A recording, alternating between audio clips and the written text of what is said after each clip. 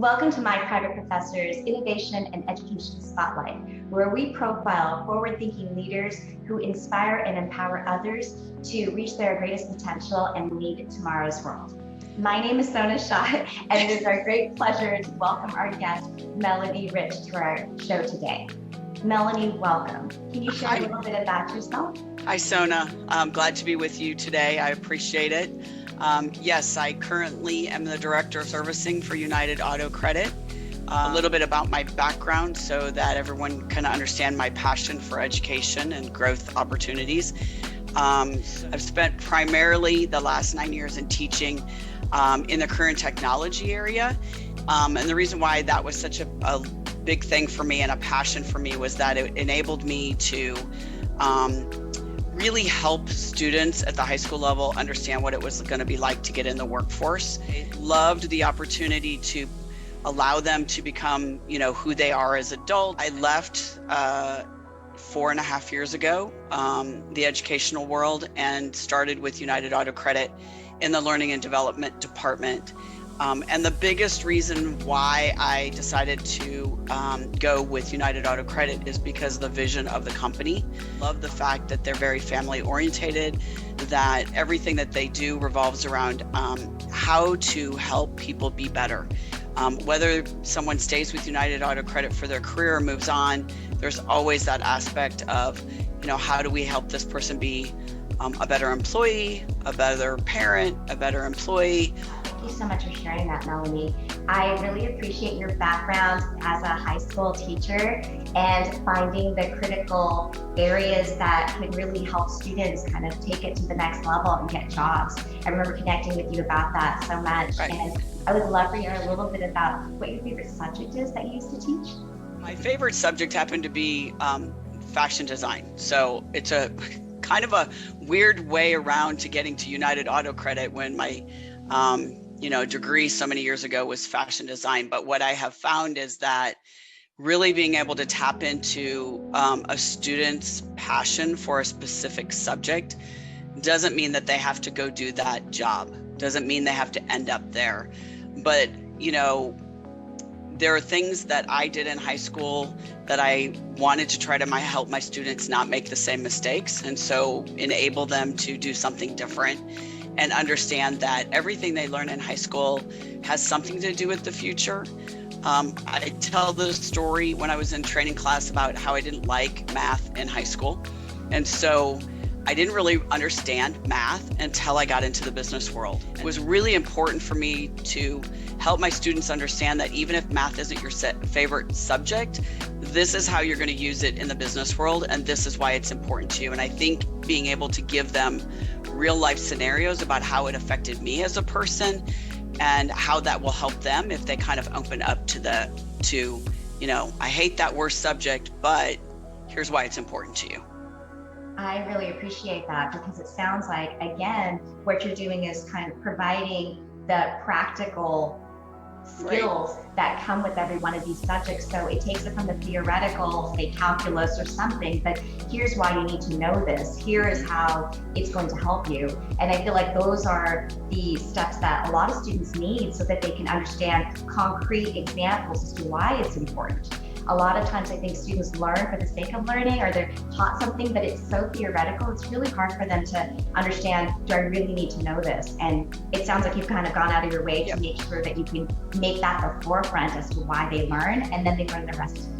And I think that's what's important for, anyone listening is that, one of the things that's so important to me with my employees and the people that I work with is that they also have that opportunity to really realize that you learn every day and you should continue to try to learn, and things that you learn, and this is how it will help you in the future. And so much about our educational initiative really revolved around how do we help parents, specifically during COVID, that's when this program started, but also just furthering that down the road. It's like, how do we just help people be better citizens? How do we help our employees understand the basics of saving? How do we help our employees understand, filing taxes? How do we help our, parents understand how to navigate the school system.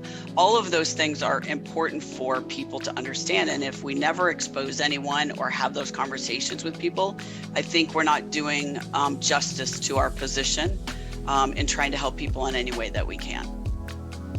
Well said. I really appreciate that. And I love that you've brought your expertise as a teacher into your role as the learning officer. And can you share a little bit about how your roles evolved at UACC since then? Sure. So when I started with United Auto Credit, I started in the learning and development area, and it's evolved over time. My primary piece of what I was doing was helping to develop training that we did for all employees.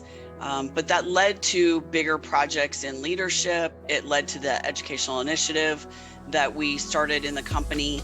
And I think that just my whole career, I have spent time thinking about how do we help employees be better employees? How do we help them live better lives? And so when I transitioned from learning and development into my current position as director of servicing, it's still all about that. 70 to 80% of my job every day is people. It's, yes, I have to be concerned about the numbers and I have to drive the business and I have to do all those things that everyone does at their corporate job, right?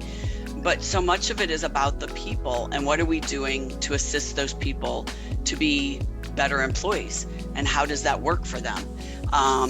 And so it's so much coaching and training and teaching. It all is the same thought process for me. I really feel like my time in education just helped solidify all the passion I had for helping people grow and really understanding. And so I think carrying that over from a learning and development training atmosphere into my current job was a natural move for me. And I feel like that's what I bring to my management team is that ability to help them understand this is why it's important to train your people. This is why it's important to coach them. All those reasons, not only for the employee, but also to make a better supervisor, better manager along the way.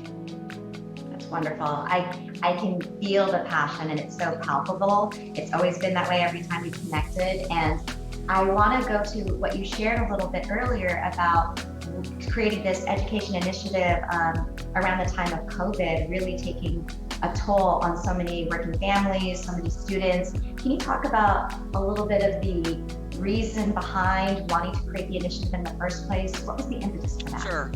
Well, the impetus was, like many companies, from February to March, all of a sudden it's like, here's COVID, it's coming. So when we sent everybody home, we just had a few people left in the office. Most of us went home, we started working.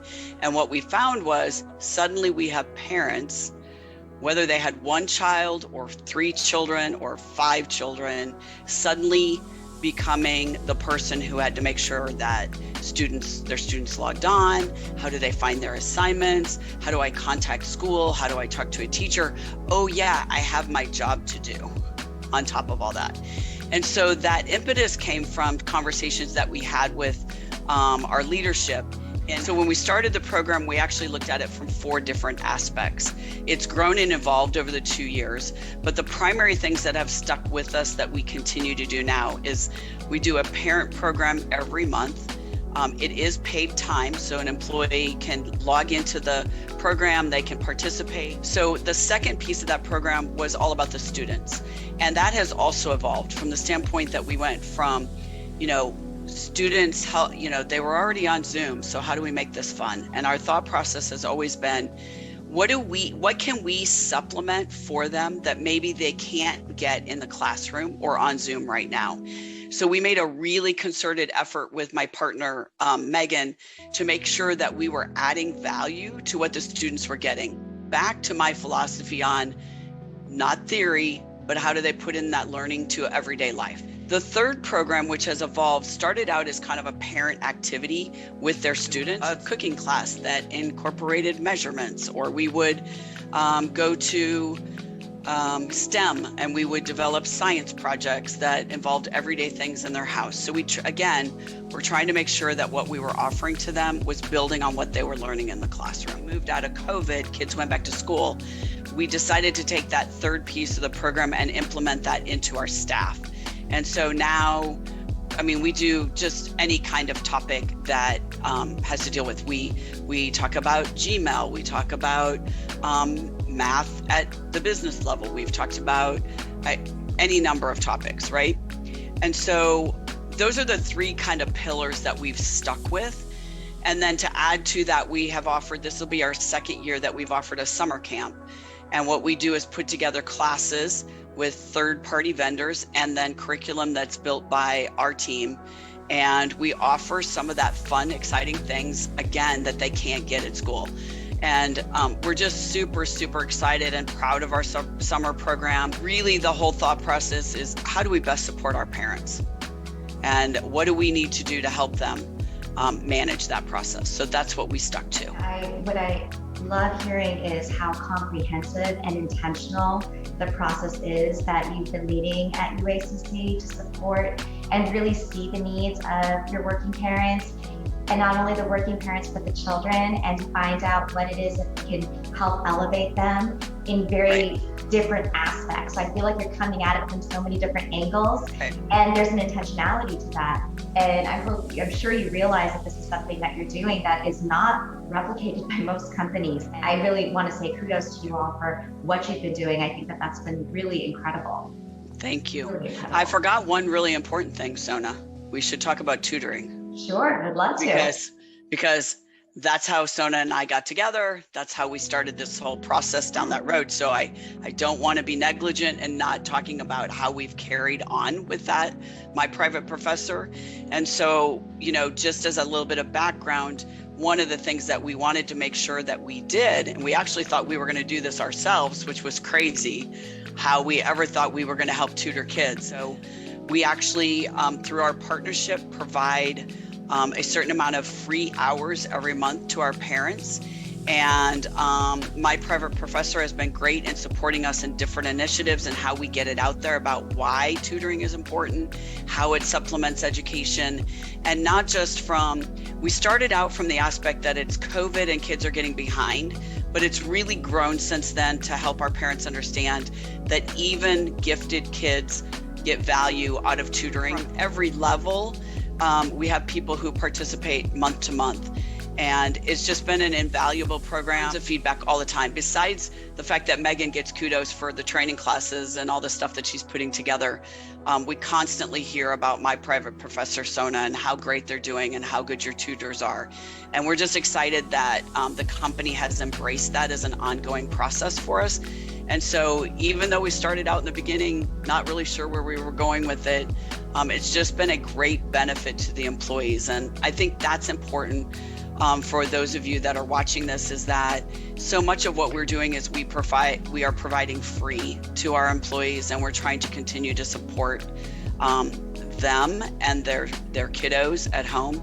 And we just feel like it's so valuable to the success of kids going forward. We all of us on that team have a passion for just the ability to help kids come along. They're the future. They always hear that. We always talk about it. But this is a chance for United Auto Credit, my private professor, to really, we put our money where our mouth is, and we really feel it's important to help grow good citizens.